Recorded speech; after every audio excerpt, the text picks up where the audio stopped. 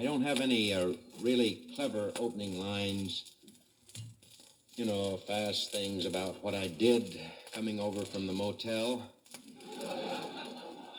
I could lie to you, and say I'm at the Beverly Hills or something and get cute, and I'm not. I'd rather not mention where I am. It's not a YMCA. I've been in those. We all have. We've seen them. A little strong, some of them, but I'm still a rebel with a cause. But I fooled it. I don't get into the flying saucer anymore.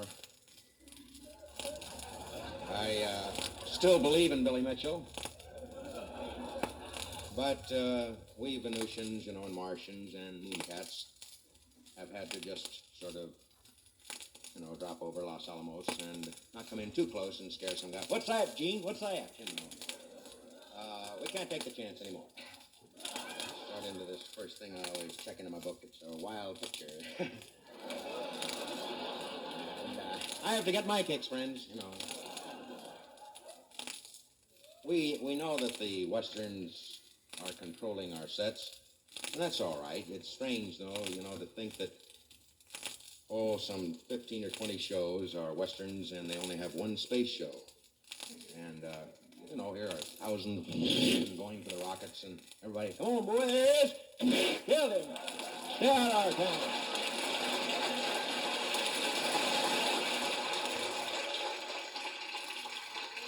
Thank you. As a kid, child, boy, I went to a lot of movies. I guess I started going to movies, ever since I can remember. Back home, it was Rialto. My cousin owned it. A little juice on the side by the projection machine, and come on in, kid. And up on the screen would come Buck Jones, and then you'd get a little horror picture. And the guy was kind of square, but hip at the same time. That, a combination of Buck Jones and Karloff. That's kind of wild. You don't see that too often in a little town, because people, oh, look at that. But I dug the horror pictures. Most normal kids my age were digging Buck Jones and Ken Maynard and Tom Mix and those guys. But I liked it when I saw the monster. Squeezed a little kid and fell in the stream, I dug it. But this is a regular, ordinary horror picture, and we all enjoy them, let's face it, science fiction, but good horror picture, with the lightning. Just getting the day going with Mickey's Fine Malt Liquor, 40 ounces. Well, it's one of those rainy Jonathan nights. Winters. It's always a rainy night. Nobody, grave robbers come out clear nights. It's always a rainy night, bolt of lightning out of the sky. And there's some poor devil in a 36 Chevy. 36 Chevy, we'll leave it at that.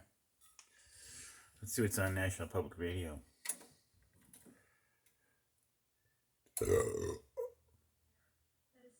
What are they talking about today? Dolphins again? People learning how to speak mammal, dolphin. There will be a pageant, that they set a date for this year's pageant. Pageant? There's been no announcement of a fucking pageant. network that will be airing it. I've seen, just in recent years, just the number of women participating on the local level is plunging. This is the challenge for any organization. I'm just talking about the Miss America beauty pageant. Fueled by young people, is that it's always a new group coming in, and the tastes are changing rapidly. That's Amy Argetsinger. She's an editor for the style section of the Washington Post. She's also the author of There She Was, The Secret History of Miss America. Also with us today, 3 former Miss America title holders, Carolyn Sapp Daniels from 1990. BBC News threatening to film the Winter Olympics in Beijing, but some other group is saying don't do it because they've accused China of human rights violations. It's where you'll find our best guests and stories every day. Today's producer was Catherine Fink. This program comes to you from WAMU, part of American University in Washington. Those Winter Olympics are probably some of the funnest Olympics you'll ever watch. The figure skating, the ice skating, the snow skiing, and the slaloms, and the jumps, and the the long jump one where they come down the big ramp and then fly like birds through the air for thousands of feet, a couple miles sometimes.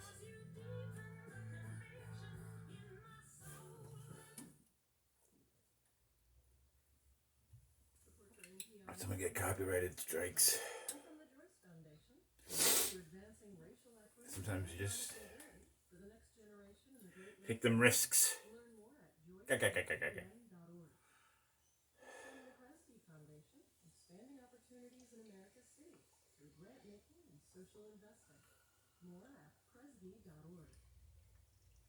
from the John S. and James R. Knight Foundation, helping NPR advance journalistic excellence in the digital age. On the next 1A, a conversation with 3 authors who've written about 9/11, both as novels and memoirs. There's an alternative history, a political thriller, and a kid's book about a young Pakistani American growing up in a small town. I just received a book in the mail from a friend who's a librarian. It's called Eileen by Moshfegh.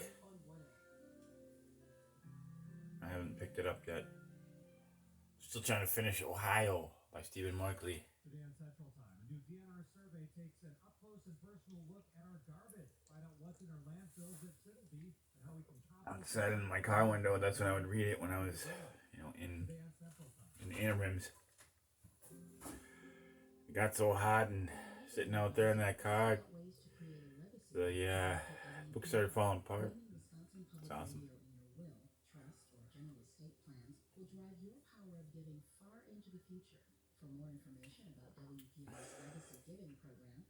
Shit, I better hurry up fast.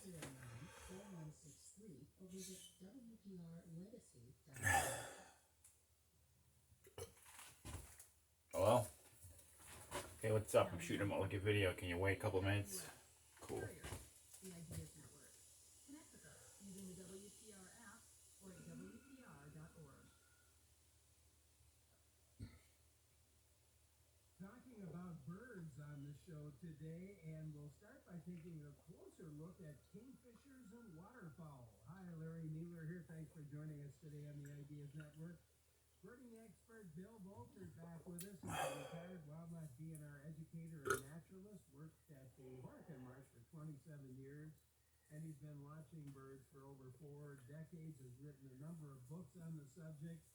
So we'll look at those 2 bird families and talk about fall migration, unusual birds sighted in the state, and have some recommendations on bird-related apps. And of course, we'll take your questions. Have you had any migrating birds at your feeder? What questions do you have about feeding birds? Maybe a photo of a bird you'd like to have identified? Give a call. I've seen a lot of crazy birds. 642-1234 or email us to ideas. Birds in trees, birds on the ground, birds in the grass, birds in a pocket. In Richmond, Virginia, amid happy cheers from the crowd, crews using a crane hoisted the enormous statue of Confederate General Robert E. Lee off its giant pedestal. The statue towered there for more than 130 years. It was removed after months of protests and court challenges. Workers cut the statue in half so it can be brought to a secure location where it will be stored until its final disposition is determined. Solar power could generate about 40% of the country's electricity by 2035 without raising utility rates. That's according to a new Department of Energy study. NPR's Jeff Brady reports that benchmark would require a massive solar construction boom over the next decade and a half. The Energy Department's Solar Futures study shows a path to reaching President Biden's climate change goal of zeroing out greenhouse gas emissions from the power sector by 2035.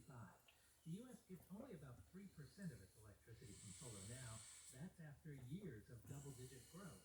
Reaching 40% would require extraordinary levels of construction and overcoming obstacles like siting constraints and a solar panel trade dispute with China. Instead of raising utility bills, much of the funding would come from federal incentives included in a $3.5 Well, billion gotta get shit done.